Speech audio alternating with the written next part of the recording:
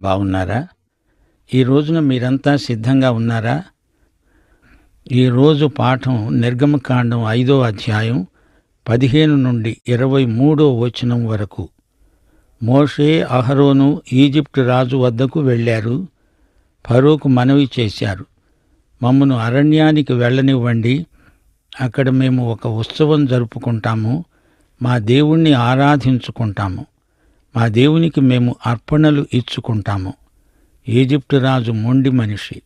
ఎవరా యెహోవా? ఆయన చెప్పాడంటే ఆ మాట నేనెందుకు వినాలి? ఆయనకు నేనెందుకు విధేయత చూపాలి? ఆ యెహోవా ఎవరో నాకు తెలియదు. నేను ఇశ్రాయేలీయులను వెళ్ళనివ్వను. అప్పుడు మోషే, అహరోను ఫరోకు వివరించి చెప్పారు, మేము 3 రోజులు ప్రయాణం చేయాలి. అరణ్యంలోకి వెళ్ళిపోవాలి. అలా చేయకపోతే, దేవునికి మేము బలులు అర్పించకపోతే మా దేవుడు మమ్మను శిక్షించవచ్చు. రోగాలు, తెగుళ్ళు వచ్చి చస్తాము, లేదా యుద్ధంలో హతమవుతాము. ఫరో మోషే, అహరోనులతో అన్నాడు, ఏమిటి ఇదంతా? పని చేసుకుంటూ ఉంటే వీరిని ఎందుకు తీసుకుపోతారు? మీకు పనులు లేవా? ఎందరో హీబ్రూ వారు పనులు చేసుకొని బతుకుతున్నారు. వారు పని మాని ఎందుకు వెళ్ళాలి? పోండి, మీ పనులు మీరు చేసుకోండి. ఫరో కఠిన శాసనం చేశాడు. మేస్త్రీలకు హెచ్చరికలు చేశాడు. వీరు ఇటుకలు చేయడానికి ఇక మీదట గడ్డి ఇవ్వకూడదు. వారే గడ్డి కూడా తెచ్చుకోవాలి. అంతకుముందు ఎన్ని ఇటుకలు చేశారో అన్ని ఇటుకలు ఇప్పుడు చేయాలి. ఇటుకలు తక్కువైతే ఒప్పుకోవద్దు. కఠినంగా శిక్షించండి. వీరు మరీ సోమరులైపోతున్నారు. అందుకే సెలవు కావాలని అడుగుతున్నారు. వీరికి ఎక్కువ పని పెట్టండి.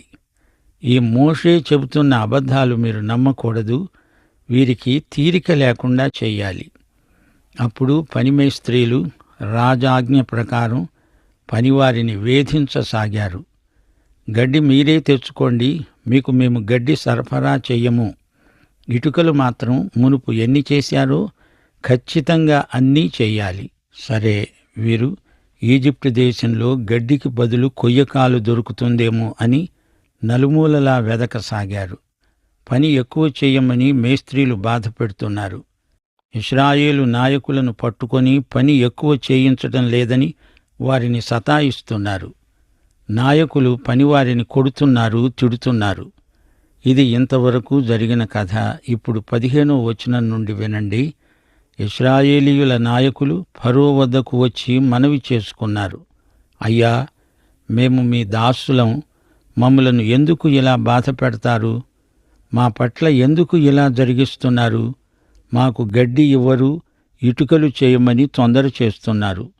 మా మేస్త్రీలు మమ్మను కొడుతున్నారు. అయితే తప్పు మాది కాదు, మీ ప్రజలదే. రాజు అన్నాడు, మీరు సోమరులు, సోమరిపోతులు. పని చేయడం మీకిష్టం లేదు. పని తప్పించుకోవడానికి సెలవీయమని అడుగుతున్నారు. యెహోవాకు బలులు, అర్పణలు ఇచ్చుకుంటామని సాకు చెబుతున్నారు. పోండి, పని చెయ్యండి. గడ్డి మీకు ఇవ్వబడదు.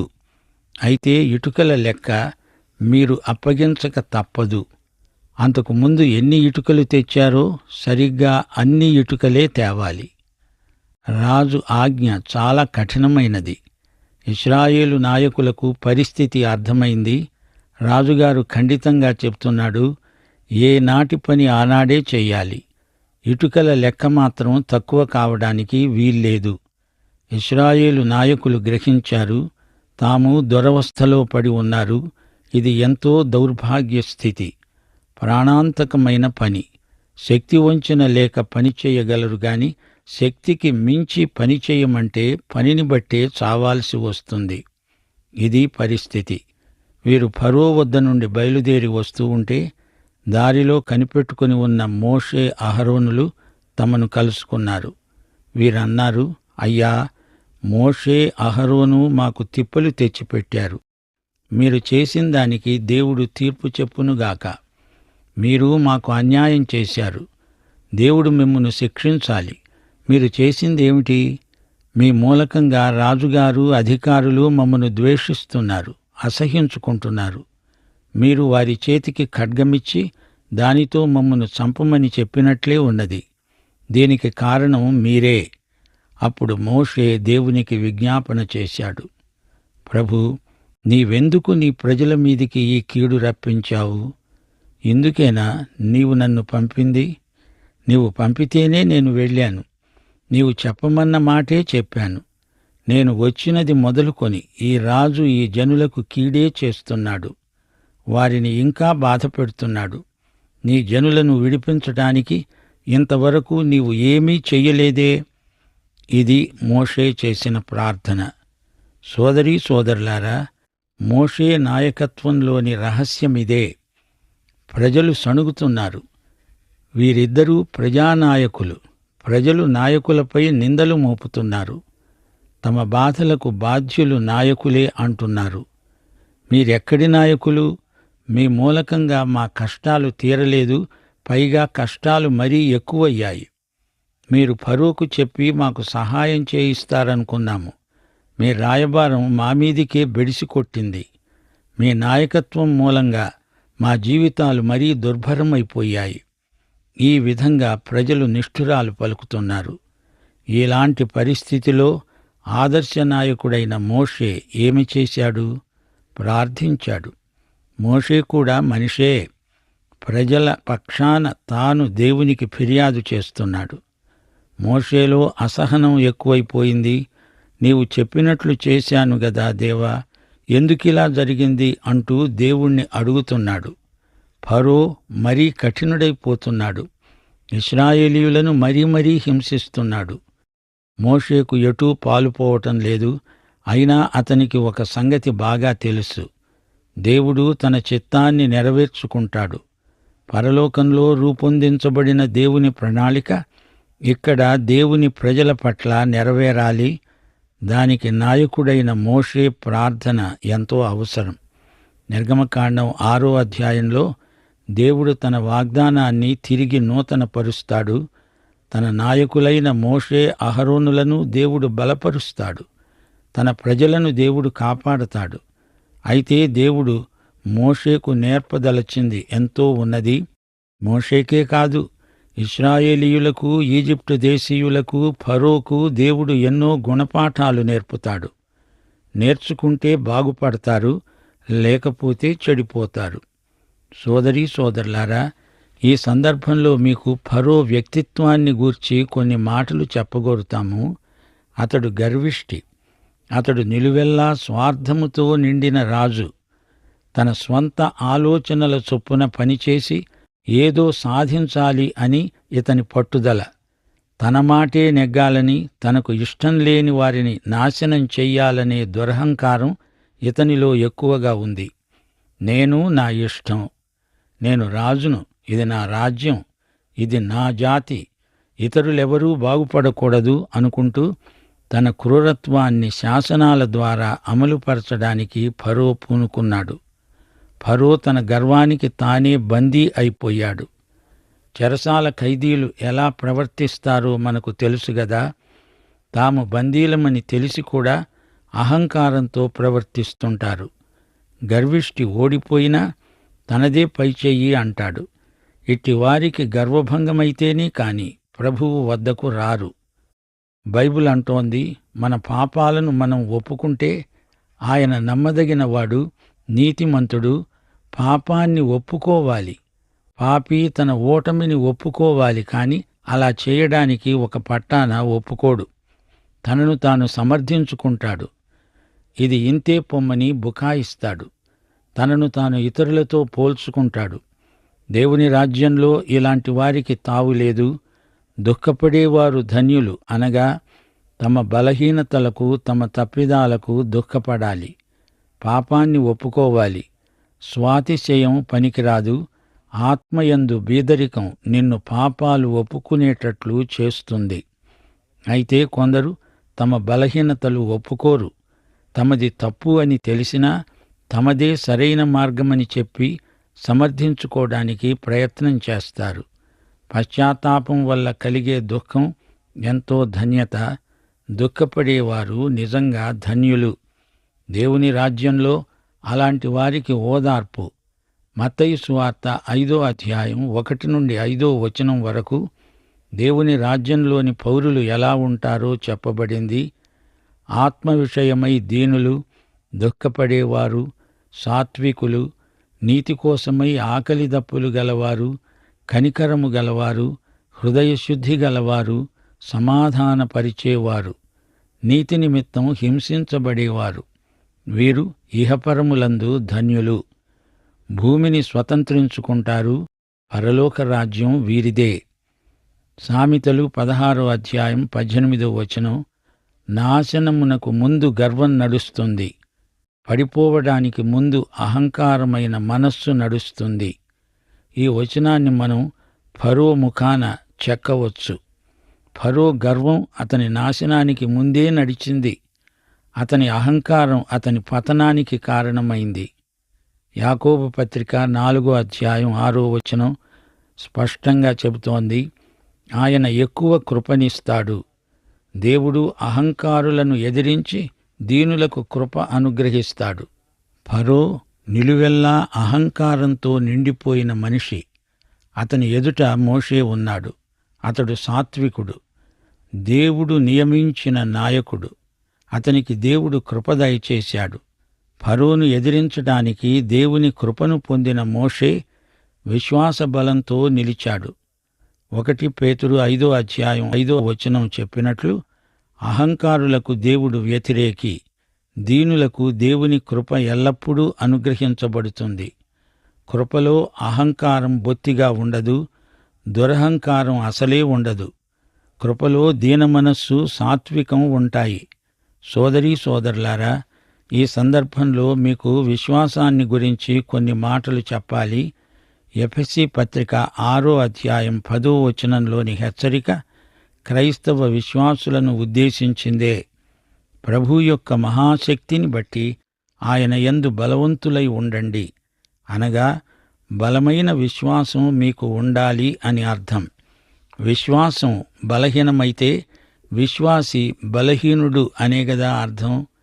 ఫరోను ఎదిరించడానికి మోషేకున్న కృపాబలం ఎలాంటిది? అది విశ్వాస బలం. అల్ప విశ్వాసం మనకు తగదు. ప్రభువు అల్ప విశ్వాసాన్ని గద్దించాడు. మత్తయి సువార్త 14వ అధ్యాయం 31వ వచనంలో పేతురు మునిగిపోతూ ఉంటే యేసు వచ్చి అతనితో అన్నాడు, అల్ప విశ్వాసి, ఎందుకు సందేహపడతావు? అల్ప విశ్వాసమంటే బలహీన విశ్వాసం. బలహీనం అంటే తగ్గిపోయిన బలం. అయితే మన దేవుడు సర్వశక్తిమంతుడు, అదోనై. మన దేవుడు మహాశక్తి సంపన్నుడు. దేవుని యందు మనం బలవంతులము కాగలం. అబ్రహాము విశ్వాసులకు తండ్రి గదా. అతడు అవిశ్వాసము వలన దేవుని వాగ్దానమును గూర్చి సందేహించక దేవుణ్ణి మహిమపరచి దేవుడు వాగ్దానము చేసిన దానిని నెరవేర్చడానికి సమర్థుడు అని రూఢిగా విశ్వసించి విశ్వాసము వలన బలమొందాడు. విశ్వాసమనేది పరలోక మహిమైశ్వర్యానికి తాళపు చెవి. మన విశ్వాసం దేవుని చేతిని కదిలిస్తుంది. విశ్వాసం దేవుణ్ణి మెప్పిస్తుంది, తృప్తిపరుస్తుంది. ప్రభువునందు బలవంతులై ఉండండి అంటే బలమైన విశ్వాసం కలిగి ప్రభువునందు ఉండండి అని అర్థం. మోషేకు అట్టి విశ్వాసం ఉంది, యోసేపునకు అట్టి విశ్వాసం ఉంది. నీకు నాకు అట్టి విశ్వాసం ఉండాలని దేవుడు కోరుతున్నాడు. సోదరీ సోదరులారా, అలనాడు మోషేను నడిపించిన దేవుడు నిన్ను నన్ను కూడా నడిపించగోరుతున్నాడు. ఇంతకు దేవుడు మనల్ని ఎలా నడిపిస్తాడు? మోషేను ఎలా నడిపించాడు? ఆ దేవుడే ఇప్పుడు మనల్ని అలాగే నడిపిస్తాడు. మన మనస్సులోకి తన ఆలోచనలను ప్రవేశపెడతాడు. మనం నిరాశా నిస్పృహల్లో ఉన్నప్పుడు మన ఉద్రేకాలు హద్దుమీరిపోకుండా మనతో మాట్లాడతాడు. మనం సరైన తీర్మానం చేసుకోగలిగేటట్లు మనతో ఆయన మాట్లాడతాడు. శోధనలను, వాటిలో ఇమిడి ఉన్న ప్రమాదాన్ని మనకు ఎత్తి చూపుతాడు. పరిస్థితులను ఒక క్రమములోకి తెచ్చి పరిస్థితులకు పైగా మనల్ని నడిపిస్తాడు. ఆయనకు అవసరమని తోస్తే ఏ పద్ధతిలోనైనా మన అనుభవాల ద్వారా మనతో మాట్లాడతాడు. దేవుని నడుపుదల మనకెంతో ముఖ్యం. మనకు ఆయన నడుపుదల ఎంతో ఉపకరిస్తుంది. గమనించండి, దేవుని నడుపుదల మన స్వేచ్ఛను అరికట్టదు, హరించివేయదు. దేవుని నడుపుదల అంటే మనం మరమనుషులం కాదు. మనం స్వచ్ఛందంగా తీర్మానం చేసుకోగలం. దేవునికి లోబడడానికి నీవు నేను ఇష్టపూర్వకంగా తీర్మానం చేసుకోవాలి. లేకపోతే దేవుని నడుపుదల రాదు. ప్రియ సోదరీ సోదరులారా, నీ ఇష్టం నెరవేర్చుకోవడానికి దేవుణ్ణి సాధనంగా నీవు వాడుకోకూడదు. దేవుని చిత్తానికి నిన్ను నీవు వశపరుచుకోవాలి, లోబరుచుకోవాలి. కష్టాలను నష్టాలను మంత్రతంత్రాలతో తొలగించే విధానం కాదిది. క్రైస్తవ జీవితం అంటే విశ్వాసికి దేవునికి మధ్య ఉన్న సన్నిహిత సంబంధం. దేవునికి నీవు, నీకు దేవుడు వశమైపోవడమే విశ్వాసం. ఇలాంటి సంబంధం నీకు ఉంటే దేవుని నడుపుదల నీకుంటుంది. దేవుని నడుపుదలకు లక్ష్యమేమిటి? నీ విశ్వాసాన్ని పెంచి తన చిత్తాన్ని నీలో నీ ద్వారా నెరవేర్చటమే దేవుని చిత్తం. నా చిత్తము కాదు, నా ఇష్టం కాదు, నీ చిత్తమే నెరవేరాలి అనేది విశ్వాసి ప్రార్థన. అలాంటి విశ్వాసం మోషేకు ఉంది. 119వ కీర్తన అంతా దేవుని నడుపుదలను గురించిందే. ఈ కీర్తనలో 176 వచనాలున్నాయి. దేవుని వాక్యాన్ని అనుసరించి నడుచుకోవాలి, ఆయనను వెదకాలి, ఆయన ఆజ్ఞలను గైకొనాలి, ఆయన న్యాయ విధులను చేపట్టాలి, ఆయన వాక్య జలంతో మన ప్రవర్తనను శుద్ధి చేసుకోవాలి, హృదయంలో వాక్యమును భద్రపరచుకోవాలి. దేవుని వాక్యమే ఆయన బిడ్డలకు ప్రియమైనది. నిర్బంధం లేక ఆయనను అనుసరించి నడుచుకోవాలి. దేవుని వాక్యం ఎంతో మధురమైంది. విశ్వాసి ఎన్ని శ్రమలకైనా ఓర్చి విశ్వసనీయుడై జీవించాలి. దేవుడు విశ్వసనీయుడు. దేవుని వాక్యం జిహ్వకు ఎంతో మధురం. దేవుని ఉపదేశం వల్ల తప్పు మార్గాలన్నీ మనకు అసహ్యమనిపిస్తాయి. దేవుని వాక్యం బంగారు కంటే, అపరంజి కంటే విలువైనది.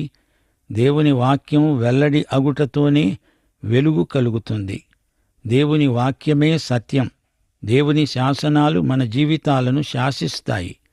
తప్పిపోయిన గొర్రెలను వెదకి పట్టుకునే మాటలు వాక్యంలో వినబడతాయి.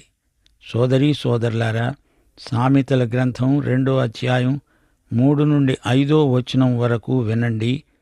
తెలివికై మొరపెడితే, వివేచనకై మనవి చేస్తే, వెండిని వెదకినట్లు దానిని వెదికితే, యెహోవాయందు భయభక్తులు కలిగి ఉండడము ఎలాంటిదో నీవు గ్రహిస్తావు. దేవుని గూర్చిన విజ్ఞానం నీకు లభిస్తుంది. యోహాను సువార్త 16వ అధ్యాయం 5 నుండి 16వ వచనం వరకు యేసు ప్రభువు తన విశ్వాసుల నడుపుదలను గురించి కొన్ని మాటలు పలికాడు. పరిశుద్ధాత్మను నేను పంపబోతున్నాను. ఆయన వచ్చి పాపమును గూర్చి, నీతిని గూర్చి, తీర్పును గూర్చి లోకాన్ని ఒప్పుకొనేటట్లు చేస్తాడు. సత్యస్వరూపి అయిన ఆత్మ సర్వసత్యములోనికి మిమ్మును నడిపిస్తాడు. మీకు పరిశుద్ధాత్మ నడుపుదల అవసరం. ముగింపులో మా శ్రోతలకు 2 తిమోతి 3వ అధ్యాయం 14 నుండి 17వ వచనం వరకు వినిపిస్తాము. క్రీస్తు యేసునందు ఉంచవలసిన విశ్వాసము ద్వారా రక్షణార్థమైన జ్ఞానము నీకు కలిగించుటకు శక్తిగల పరిశుద్ధ లేఖనములను బాల్యము నుండి నీవు ఎరుగుదువు గనుక, నీవు నేర్చుకొని రూఢిగా తెలుసుకొన్నవి ఎవరి వలన నేర్చుకున్నావో ఆ సంగతి తెలుసుకొని వాటి యందు నిలకడగా ఉండు. దైవజనుడు సన్నద్ధుడై ప్రతి సత్కార్యమునకు పూర్ణముగా సిద్ధపడి ఉండేటట్లు దైవావేశము వలన కలిగిన ప్రతి లేఖనము ఉపదేశించుటకు, ఖండించుటకు, తప్పుదిద్దుటకు, నీతియందు శిక్ష గరపుటకు ప్రయోజనకరమై ఉన్నది. ప్రియ శ్రోతలారా, పాత నిబంధనలోని దేవుడే ఇప్పుడు మనకు దేవుడు.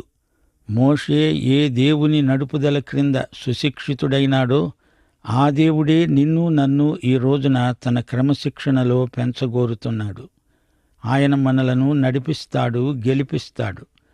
మన జీవితాలలో తన సంపూర్ణ చిత్తము నెరవేర్చుకొని మన ద్వారా ఇతరులకు కూడా తనను తాను ప్రత్యక్షం చేసుకోగోరుతున్నాడు. రండి, ఆయనకే మహిమా ప్రభావములు ఆరోపిద్దాము. దేవుని కొరకై ఆకలి దప్పులను వృద్ధి చేసుకుందాము. సోదరీ సోదరులారా, వచ్చే పాఠంలో 6వ అధ్యాయం వినబోతున్నాము. దేవుడు మోషే ప్రార్థనకు జవాబిచ్చాడు. దేవుడు తన వాగ్దానాన్ని మరొకసారి పునరుద్ఘాటిస్తాడు. దేవుడు ఏమి చేయబోతున్నాడో ఆయనకు తెలుసు. తన ప్రజల బాధలను ఆయన గమనిస్తున్నాడు. తన ప్రజలు ఈజిప్టు దాస్యంలో ఎంత బాధపడుతున్నది దేవునికి తెలుసు. దేవుడు విశ్వసనీయుడు. ఆయన విమోచకుడు. తన ప్రజలను నడిపించడానికి, దీవించడానికి, కాపాడడానికి ఆయన హస్తము ఎల్లప్పుడూ చాచి ఉంటుంది. ఇశ్రాయేలు జాతిని దేవుడు తన జ్యేష్ఠ కుమారుడుగా ఎంచుతున్నాడు. తమ దేవుని వీరు బాగా ఎరిగి ఉండాలి. దేవుని నిబంధన ఎన్నటికీ వీగిపోదు. ఇశ్రాయేలుకు దేవుడు ఇహలోక రాజ్యం వాగ్దానం చేశాడు. దాస్యంలో పడి నిరాశకు లోనై ఈ ప్రజలు విశ్వాసాన్ని కోల్పోతున్నారు. 6వ అధ్యాయంలో మోషేను గురించి మరికొన్ని వివరాలు చెప్పబడ్డాయి. అందులో అహరోను సంగతి కూడా చెప్పబడింది. యుద్ధం ప్రకటించబడుతుంది. ఈజిప్టు దేశంలోని దేవతలతో యెహోవా దేవుడు గొప్ప యుద్ధం చేయబోతున్నాడు. అబ్రహాము, ఇస్సాకు, యాకోబుల దేవుడు సార్వత్రికంగా ఏకైక దేవుడు. ఈ దేవుడు సింహాసనాసీనుడు. ఆయన తన ప్రజలను సురక్షితంగా వాగ్దత్త భూమికి నడిపిస్తాడు. వచ్చే సందేశానికి సిద్ధపడి రండి. 6వ అధ్యాయం అంతా బాగా చదువుకొని దేవుడు చూపబోయే ప్రత్యక్షం కోసం కనిపెట్టండి. మీరు ఒక్క సత్యం మరిచిపోకుండా హృదయాల మీద ముద్రించుకోవాలి. ఫిలిప్పీ 1వ అధ్యాయం 6వ వచనం. ఇది అమూల్యమైన వచనం. మీలో ఈ సత్క్రియను ఆరంభించినవాడు యేసుక్రీస్తు దినము వరకు దానిని కొనసాగిస్తాడని రూఢిగా నమ్ముతున్నాను. మన అక్కరలేవో ఆయనకు తెలుసు. మన స్థితిగతులను ఆయన బాగా ఎరుగును. దేవుడు సమర్థుడు, సర్వశక్తిమంతుడు అంటూ ఆయనను స్తుతిస్తాము. ఆయన కనికరము గలవాడు, మనలను రక్షించడానికి ఇష్టపడుతున్నాడు అనే సత్యం మీద మన విశ్వాసం ఆధారపడి ఉంటుంది. ప్రియ శ్రోతలు, చరిత్రలోని పాఠాలు నేర్చుకోండి. దేవుడు చెప్పిన మాట హృదయంలో భద్రపరచుకోండి. ఆయన వాగ్దానాలపై నిలవండి. వాటిని స్వతంత్రించుకోండి. దేవుడు మనకు సమృద్ధిగా సహాయము చేయునుగాక. ప్రార్థన చేసుకుందాం. పరిశుద్ధుడవైన దేవా, నేటి పాఠమును మా ఆత్మల కొరకై ఆశీర్వదించుమని, మమ్ములను బలపరచుమని ప్రభు అయిన యేసుక్రీస్తు వారి దివ్యనామమున ప్రార్థన చేస్తున్నాము తండ్రి. ఆమేన్.